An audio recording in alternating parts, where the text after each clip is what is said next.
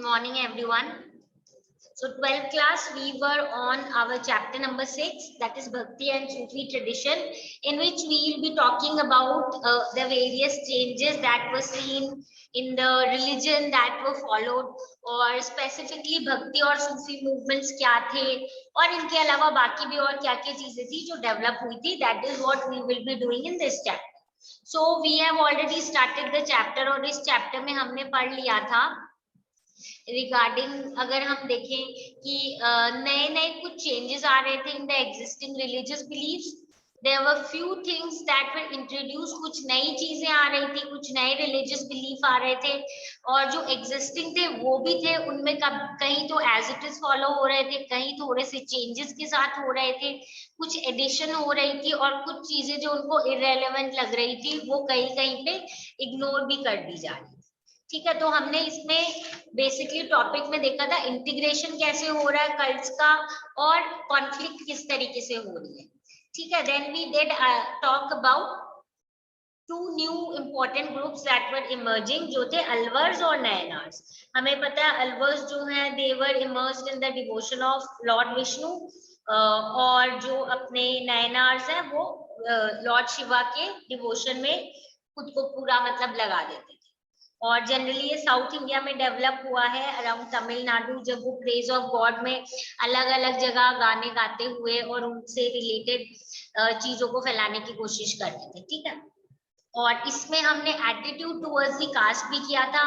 Attitude towards cast में हमने ये देखा था कि एक मेजर चेंज जो आया है वो यही है कि यहाँ पे ये लोग they are totally against any kind of like untouchability, या ऐसा मानना कि कोई एक सेक्शन जो वो इंफीरियर है, these kind of things were somewhere not accepted by them.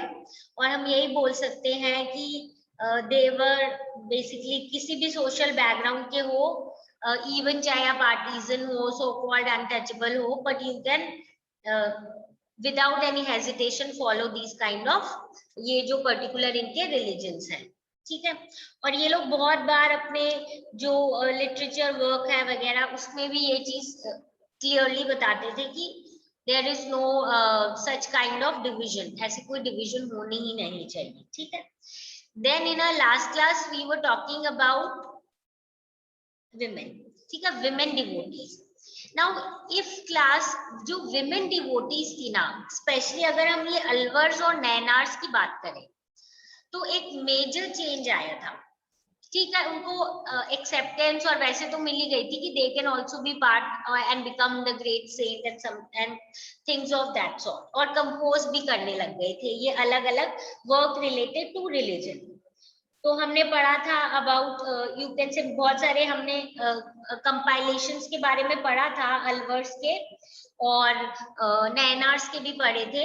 ये तो कॉम्पोजिशंस की बात थी कि जैसे 12 अलवर्स ने कंपाइल की थी एक नलयेरा दिव्य प्रबंधक, जिसमें 4000 सेक्रेट कॉम्पोजिशंस थी, और हमने नैनार्स के भी कुछ कॉम्पोजिशंस के बारे में पढ़ा था इन आवर प्रीवियस क्लास. तो नाउ कमिंग बैक टू जो हम विमेन की बात कर रहे थे, एज आई सेड कि कुछ फेमस विमेन डिवोटीज थी इस टाइम की अलवर्स और नैनार्स में, जो ऑब्वियसली डिवोटेड थी टू ईदर लॉर्ड विष्णु और लॉर्ड शिवा. तो इनका जो डिवोशन था ना, that was very much different from the kind of women perception जो पहले होता था. तो वो कैसे होता था, let us though we just discussed it in a previous class, थोड़ा सा और इसको फिर से देख लेते हैं. जैसे इन्होंने बताया है कि जैसे कुछ चीजों को मतलब एक कॉम्पोजिशन, एक कुछ चीज जो रिटन वर्क है वो कंपाइल किया था, कंपोज किया था एक विमेन अलवर जो थी, जिनको वाइडली सिंग किया जाता था, एंड जो उनके she was actually totally devoted to lord Vishnu Alvar थी. तो उनके जो वर्सेस हैं that clearly show total devotion for lord Vishnu. और उसी तरीके से अगर हम देखें एक और कराइकल अम्मयर, ये डिवोटी ऑफ शिवा थी, और इन्होंने अगर इनकी बात करें ना, एक्सट्रीम एसेटिज्म, जैसे बहुत तपस्या मेडिटेशन इस टाइप का इन्होंने फॉलो करना शुरू किया था टू अटेन हर गोल. वही की गोइंग नैनार्स में जैसे बोलते हैं just totally devoted to lord Shiva. उनके कॉम्पोजिशन को भी प्रिजर्व किया गया है नैनार के ट्रेडिशन में, नाउ ये इनकी बात थोड़ी अलग क्यों है? She renounced the social obligation, जो सोशल ड्यूटीज होती है ये सब भी कर लिया, और ऐसा नहीं है कि प्रॉपरली उन्होंने दूसरी जो एक्सेप्टेबल नॉर्म्स होती हैं सोसाइटी की वो जैसे फॉलो कर लिया, ऑल्टरनेटिव सोशल ऑर्डर या ना। और समवेयर ये वाले जो सारे लोग हैं, मतलब ये जो विमेन है, ये यहाँ पे जो पेट्रियार्किकल नॉर्म्स है विमेन के बारे में उसको चैलेंज किया। कैसे? एक पैराग्राफ, एक बॉक्स दिया हुआ आपकी बुक में, ये पढ़ लेते हैं, इससे अपने को ज्यादा क्लियर होगी चीजें, ठीक है? This is we have already done. हाँ, now if we talk about Karaikal Ammaiyar, ठीक है, इन्होंने देखो खुद को कैसे डिस्क्राइब किया। Generally, females are described as very beautiful, gentle, and एक certain norm है कि फीमेल जो है वो ऐसी होती है, उसके अगेंस्ट उन्होंने खुद को ही डिस्क्राइब किया है। यानी जो पेट्रियार्किकल नॉर्म्स है उनको वो क्या कर रही है, she is breaking those norms and she is just describing herself like a demon. जैसे ये द फीमेल पे demoness with bulging veins, protruding eyes, white teeth, shrunken stomach, red hair, jutting teeth, lenitions extending till the ankles, shouts and wails while wandering in the forest. This is the forest of Elenkatu, which is the home of our father, matlab Lord Shiva, who dances with his matted hair thrown in all 8 directions with full limbs. Now यहाँ पे जैसे हम बोल रहे हैं, उन्होंने जो existing traditional idea था, नोशन था, उसको चैलेंज किया। जो फेमिनिन ब्यूटी को डिस्क्राइब करते थे जनरली कि बहुत जेंटल, बहुत ब्यूटीफुल इस टाइप के होते हैं उनके, मतलब फेस ऐसा होता है, टीथ ऐसे होते हैं, सारी चीजों को जिस हिसाब से जनरली नॉर्म किया, उससे उन्हें पूरा अगेंस्ट बोला उन्होंने कि फीमेल डेमिनेस जो है वो फीमेल डेमिनेस है, उनकी वेन्स बल्जिंग आउट है, आईज बाहर की तरफ निकली हुई है, और रेड हेयर है, and she is not at all like जो एक्सेप्टेबल नॉर्म्स है फीमेल के।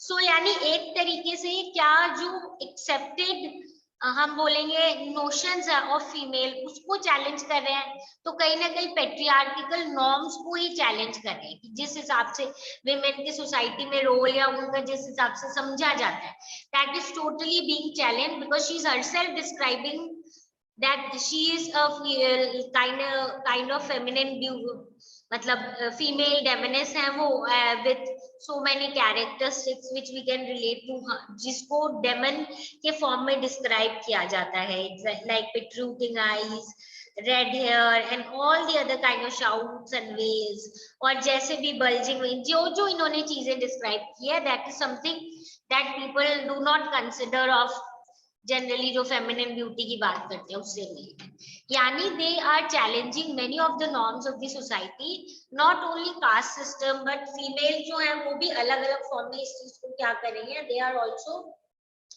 somewhere trying to break the norms. So ये these are certain examples for us कि कुछ changes कैसे आ रहे थे सोसाइटी में। और अब देखो, you may think कि अलवर्स और नैनार्स जो है ऐसे तो they are worshipping the same Hindu god Vishnu and Shiva, but फिर भी कितने चेंजेस एज कंपेयर टू जो वैदिक ट्रेडिशन थे, चाहे वो कास्ट सिस्टम से रिलेटेड हो या थोड़ा बहुत हिंदुइज्म से रिलेटेड, थोड़ा बहुत हम बोलेंगे विमेन से रिलेटेड हो। ओके, ये तो हो गया कि सोसाइटी में मतलब क्या क्या अगर हम देखेंगे इन जो नए ट्रेडिशन आ रहे हैं इसमें रिलेशन विद द कास्ट और विमेन डिवोटीज किस टाइप के थे, ये सारी चीजें, ठीक है। तो हमने बात जो की है यहाँ पे विमेन डिवोटीज की है, और ऑब्वियसली एज डिवोटीज जनरल भी हमने डिस्क्रिप्शन दिया। अब अपने आ जाते हैं रिलेशन विद द स्टेट्स।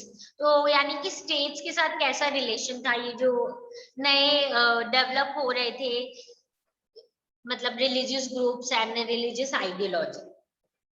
हमने चैप्टर 2 में पढ़ा था कि chiefdoms, if you all remember, chiefdoms Tamil region में अराउंड फर्स्ट मिलेनियम के अराउंड बहुत इंपॉर्टेंट हो गए थे। Second half of the first millennium से हम देखते हैं कि there is evidence for states including those of Pallavas and Pandavas.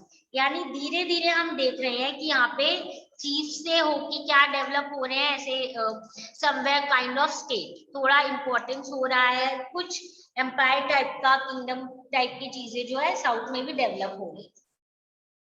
अब इसी टाइम पे हम देखेंगे कि बुद्धिज्म और जैनिज्म जो है वो इस एरिया में बहुत सेंचुरीज से प्रेवेलेंट है, और इनको ज्यादातर मर्चेंट आर्टिजन कम्युनिटीज जो है ये लोग सपोर्ट करते थे, और राजा या फिर ये जो रॉयल फैमिली वाले हैं ये भी करते थे support, but not in that great numbers. तो ऐसे ओकेजनली होता था कि they are also supported and they are patronised by the royal you can say groups as well, पर जनरली मर्चेंट्स आर्टिजन जो है इनको जैनिज्म और बुद्धिज्म ज्यादा अपील कर रही थी, तो ये लोग ज्यादा इसको सपोर्ट कर रहे थे। तो एक मेजर थीम जो हम देखेंगे तमिल भक्ति हिम्स में है, अब वो हम देखेंगे। अब देखो भक्ति हिम्स आ गए हैं, इसमें हम देखेंगे पोएट्स बहुत बार अपोज कर रहे हैं बुद्धिज्म और जैनिज्म को।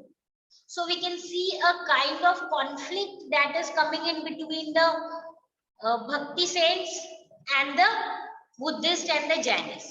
तो हम बहुत बार भक्ति हिम्स जो है उसमें देखते हैं कि उन्होंने बुद्धिज्म और जैनिज्म को अपने वर्क में क्या कर रखा है, अपोज कर रखा है बहुत बार। और इससे रिलेटेड हम क्या बोल सकते हैं कि एज आई सेड कि इनके लिटरेरी वर्क में है, और अगर स्पेसिफिकली हम देखें तो नैनार्स के जो मैटर है उसमें बहुत ज्यादा अपने को ये चीज देखने को मिलती है कि वो लोग अपोज कर रहे हैं जैनिज्म और बुद्धिज्म को।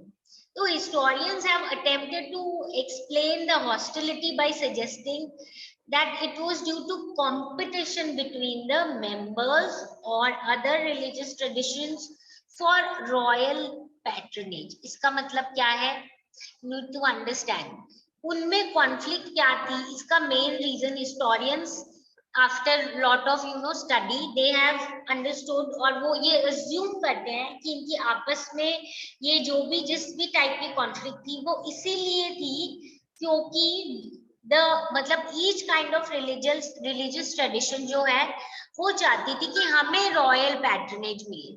तो आपको रॉयल पैट्रनेज कब मिलेगी, जब आप ज्यादा वेल नोन हो और आपका जो सो कॉल्ड मूवमेंट है वो लोग ज्यादा फॉलो कर रहे हैं, या जो रॉयल ग्रुप है उनको आपकी बातें ज्यादा अपीलिंग लग रही है, वो आपको ज्यादा अच्छा मान रहे हैं, तो वो आपको क्या करेंगे, पैट्रनेज करेंगे, आपको फाइनेंस करेंगे, आपको हेल्प करेंगे, फेमस आपको बनाएंगे, आपको इम्पोर्टेंस देंगे, आपका मतलब आपके रिलीजियस ग्रुप को। ठीक है, तो ये हम बोल सकते हैं कि मेन रीजन होगा कि आपस में इनका कंफ्यूजन या एक टाइप की हॉस्टिलिटी वाली फीलिंग क्यों थी इनके बीच में। ठीक है, कॉन्फ्लिक्ट जैसा। एंड इसी से रिलेटेड अगर हम देखें, what is evident is that the powerful Chola rulers जो थे ना वो सपोर्ट करते थे ब्राह्मणिकल और भक्ति ट्रेडिशन दोनों को। तो वो लैंड ग्रांट्स और कंस्ट्रक्टिंग टेम्पल्स जो है वो विष्णु और शिवा के लिए चाहते थे कि टेम्पल्स वगैरह बने, तो फाइनेंस करते थे और सपोर्ट करते थे ब्राह्मणिकल ट्रेडिशंस को भी और भक्ति ट्रेडिशन को। और ऑब्वियसली कैसे करते थे, लैंड ग्रांट देते थे जिसपे टेम्पल बनाए जा सके, और किसके, क्योंकि हिंदुइज्म की बात है तो ऑब्वियसली विष्णु और शिवा से रिलेटेड। कुछ जो हम देखेंगे मैग्निफिसेंट शिव के टेम्पल्स हैं, बेसिकली थंजावुर में है, you must have heard about Gangaikonda Cholapuram, Cholas का जो टाइम पीरियड था, और चिदम्बरम ये जो थंजावुर में है, ठीक है, चिदम्बरम।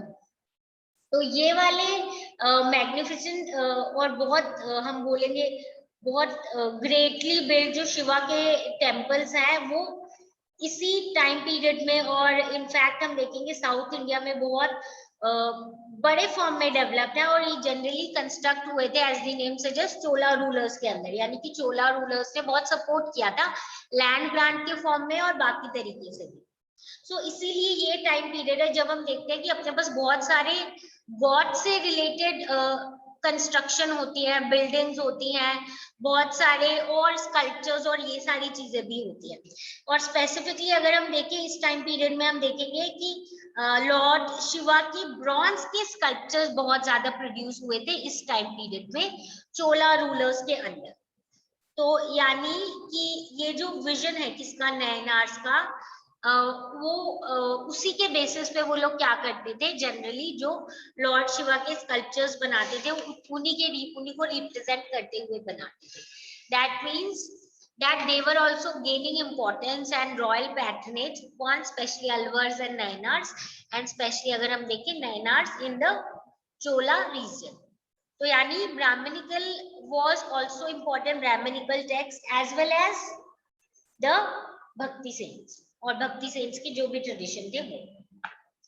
तो दोनों जो नैनार्स हो या अलवर्स हो, they were somewhere, हम बोलेंगे कि they were equated with, you can say, जो हमारे मतलब peasants थे, Velela peasants।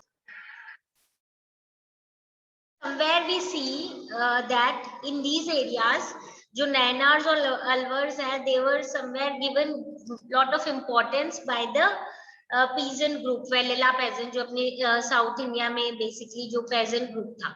So they had great importance for these Alwars and the Nayanars। So not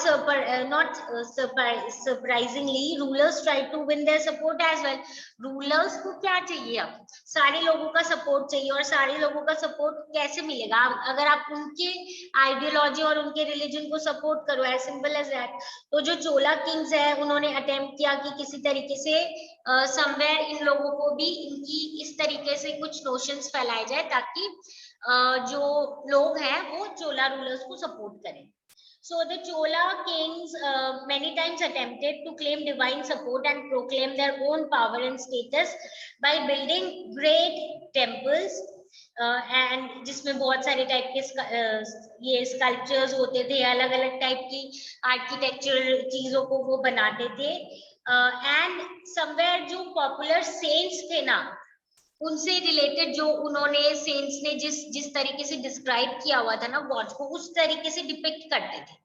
So that means trying to gain support of the people, because the people were now following or being the part of Alwars and the Nayanars। तो obviously उनको support करने के लिए उनकी जो ideology थे उससे related भी टेम्पल्स वगैरह बनाए जा रहे थे दिस टाइम। ठीक है, जनरली जो सेंट्स है जो कॉमन लोगों की लैंग्वेज में जैसे गाते थे, तो उनका जो विजन था उसको भी किसी तरीके से क्या किया जाता था, रिप्रेजेंट किया जाता था इन द टेम्पल्स। ये जो किंग्स है, अब इन्होंने इंट्रोड्यूस, ये भी एक नई चीज क्या इंट्रोड्यूस की थी, singing of Tamil Shaiva hymns in the temple under royal patronage. यानी जो किंग जो राजा के सपोर्ट के बाद जो टेम्पल्स बने हैं उसमें जो इन सेंट्स के थ्रू कंपोज किए हुए जो हिम्स थे वो गाए जाते थे।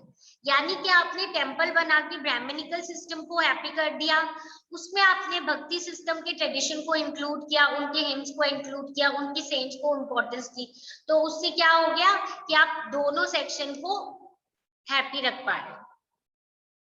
और इसी में हम देखेंगे कि इन्होंने फिर इनिशिएटिव भी लिया ताकि जो उनके टेक्स्ट है, जो भी हिम्स और ये सब कंपोज किए गए हैं उनको कंपाइल किया जा सके, कलेक्ट किया जा सके, and it was called तेवरम।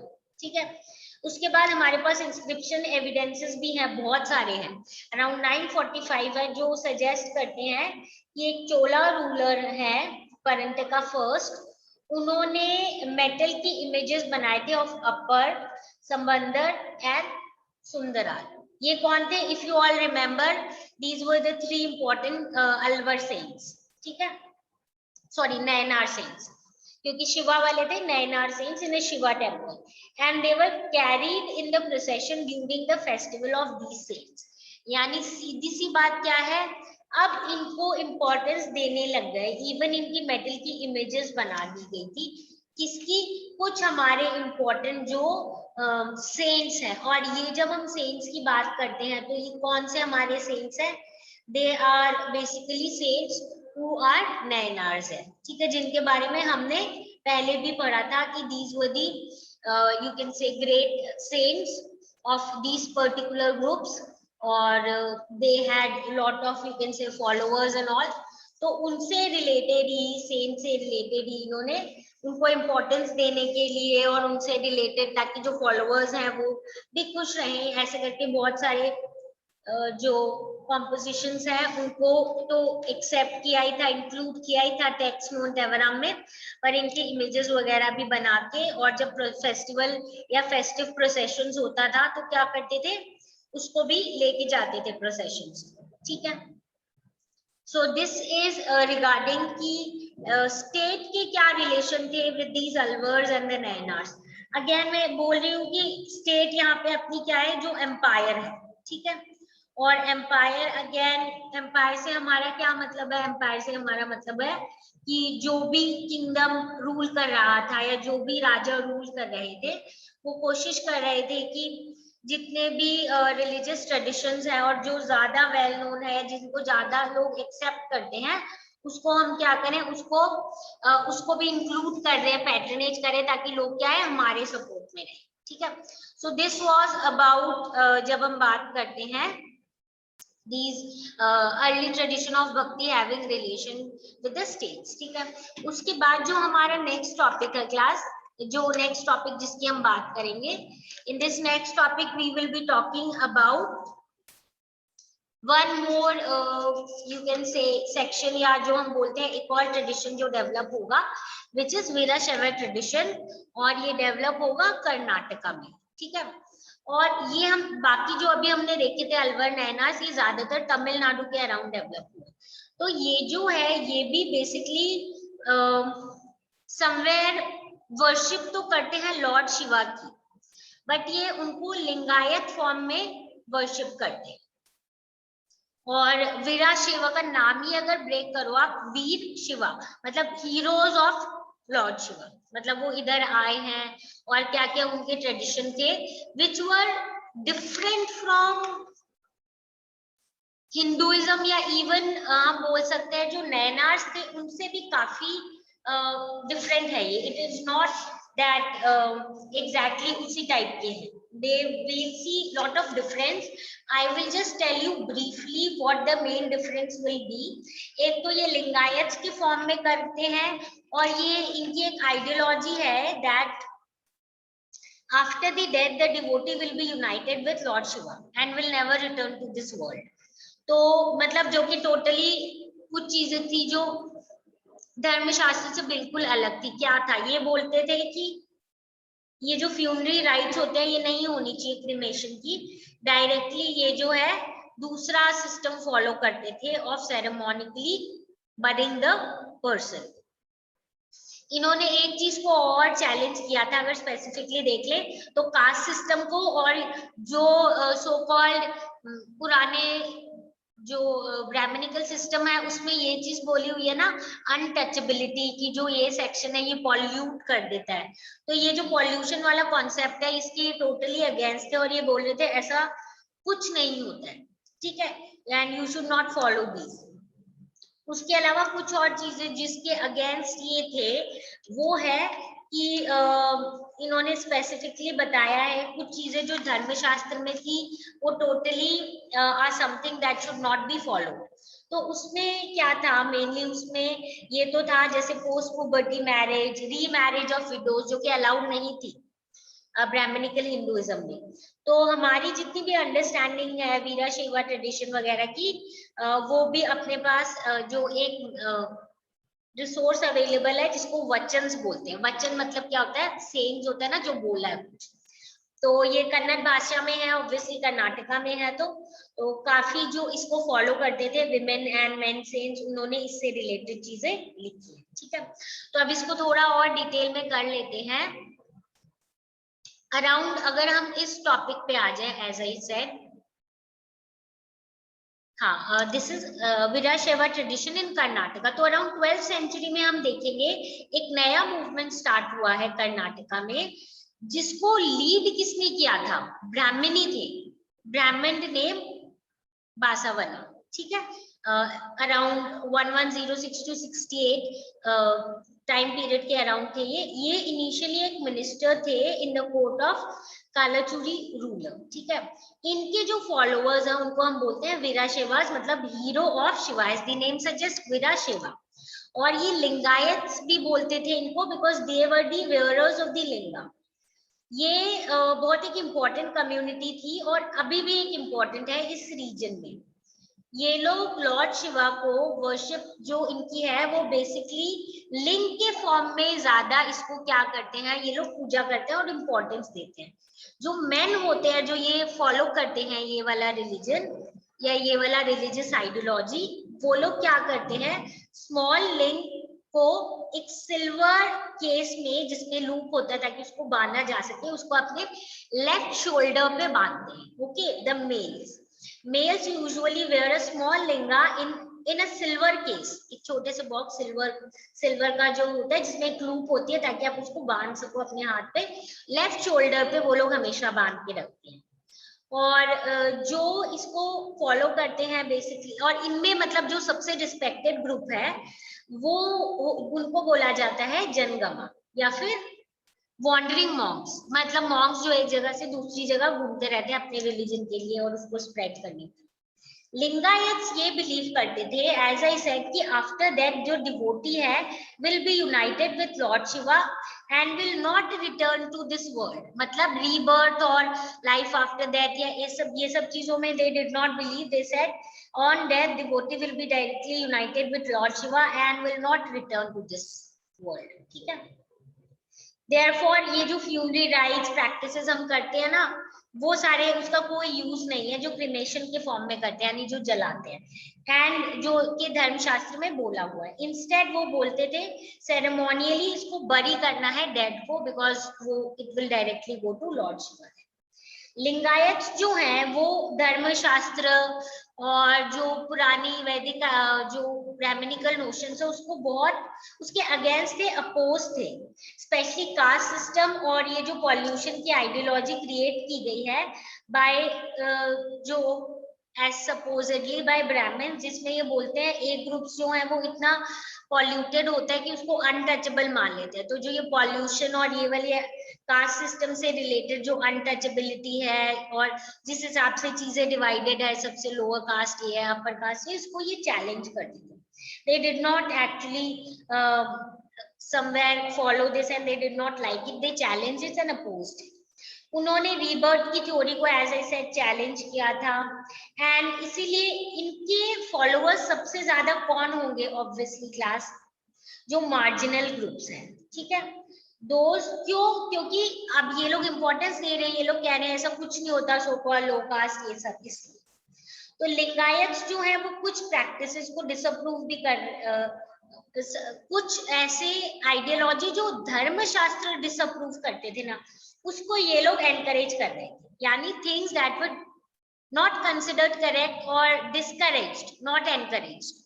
So the things that were not allowed and were not somewhere acceptable in dharma shastras, उसको ये लोग encourage करते थे, जैसे post puberty marriage, remarriage of widows, which was not at all allowed in dharma shastra and was not acknowledged or somewhere it was discouraged.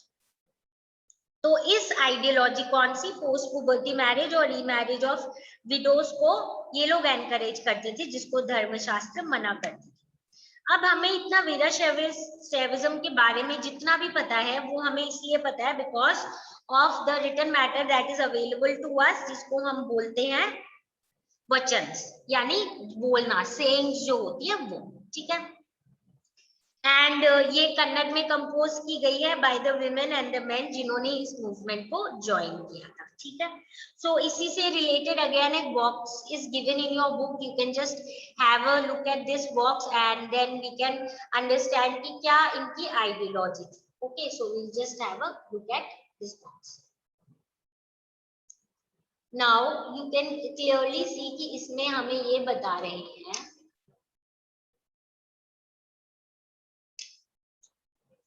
that this is a vachan composed by Vasanava, जिसमें इन्होंने बोला है when they see a serpent carved in a stone they pour milk on it, And if they see the real servant come, they say kill, kill. To the servant of the god who could eat if served, they say go away, go away. But to the image of the god which cannot eat, they offer dishes of food. क्या बोल रहे हैं? They are saying जो serpent की सांप की image जैसे होती है उसको तो आप दूध पोर कर रहे हो उसके ऊपर, और जब असली serpent आता है तो बोलते हैं इसको मार दो, kill it, kill it. और उसी तरीके से जिस अगर कोई भगवान का मतलब कोई इंसान आया आपसे खाना मांगने, उसको आप बोल देते हो गो अवे, गो अवे. और गॉड की जो स्टैचू होती है, स्कल्पचर्स, उसको जाके आप फूड ऑफर करते हो, वो actually can not take the food. तो यानी ये इन चीजों को क्या कर रहे हैं, ब्राह्मणिकल कुछ आइडियोलॉजीज को क्वेश्चन कर रहे हैं. ठीक है.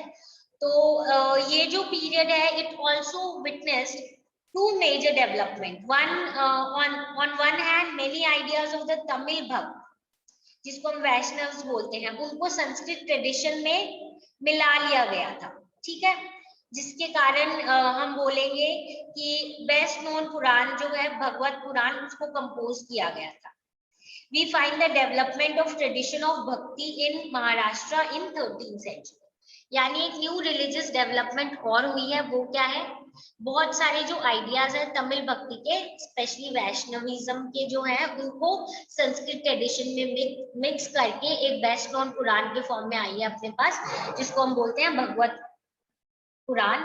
और एक और जो चीज है कि बहुत सारे जो भक्ति के ट्रेडिशन है समवेयर, उनका भी एक तरीके से क्या हुआ है, डेवलपमेंट हुआ है महाराष्ट्र में इस टाइम पे. सो दैट मीन्स नई नई चीजें इनकॉर्पोरेट हो रही है, नई नई टाइप के ट्रेडिशन आ रहे हैं. ठीक है. So with this we complete this topic also, Veerashaiva tradition in Karnataka, and this box clearly tells us कि आइडियोलॉजी क्या थी, कि असली में तो इमेजेस को आप सर्व कर रहे हो जो एक्चुअली में उन चीजों को कंज्यूम नहीं कर सकते, और असली में आप उन चीजों की रिस्पेक्ट ही नहीं कर रहे. कि सांप के स्टैचू को आप फेंक दे रहे हो और असली में आ रहे हो सेइंग जस्ट मतलब उसको भगाओ, just make it go away from that. और उसी तरीके से इमेजेस को आप फूड दे रहे हो, गॉड के जो स्कल्पचर्स हैं और जो इमेजेस वगैरह बनी हुई है, और असली में कोई आता आपसे खाना मांगने, उसको आप भगा दे.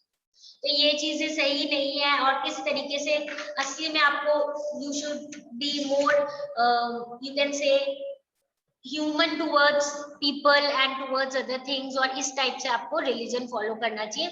जो पुराने वाले ब्राह्मणिकल ट्रेडिशन है जिसमें चीजों को इम्पोर्टेंस दी गई है, नॉट मतलब ह्यूमन बीइंग्स एक सेक्शन को इम्पोर्टेंस नहीं दी गई है, उसको नहीं फॉलो करना चाहिए. और यही इनकी आइडियोलॉजी थी, अलवर्स, नैनर्स, और स्पेशली वैराशैविज्म थोड़ा सा और एंशियंट जो ब्राह्मणिकल चीज है उससे थोड़ा और डिविएट हो रहा था, और उनकी आइडियोलॉजी भी हमने समझ ली. ठीक है. तो बेसिकली भक्ति मूवमेंट में अलवर्स और नैनार्स किस टाइप की भक्ति करते थे, और उसके बाद वैराशैविज्म कैसे करते थे, और क्या क्या एक साथ आ गए जैसे वैराशैविज्म के, और यहाँ पे नए नए भक्ति ट्रेडिशन भी डेवलप हो रहे हैं. तो यानी पुराने एग्जिस्टिंग है, नए इंट्रोड्यूस हो रहे हैं, पुरानों वालों में वैष्णविज्म जैसे हो रहा है तमिल भक्ति वाले उसमें, और नई चीजें बन रही हैं, नए कंपाइलेशंस बन रहे हैं.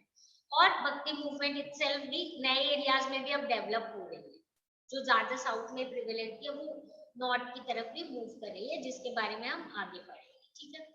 So this is it for today class. If you have any doubt relating to whatever we have covered today, do come back with your problems and we'll discuss and solve all these. Okay. Now we'll meet in the next.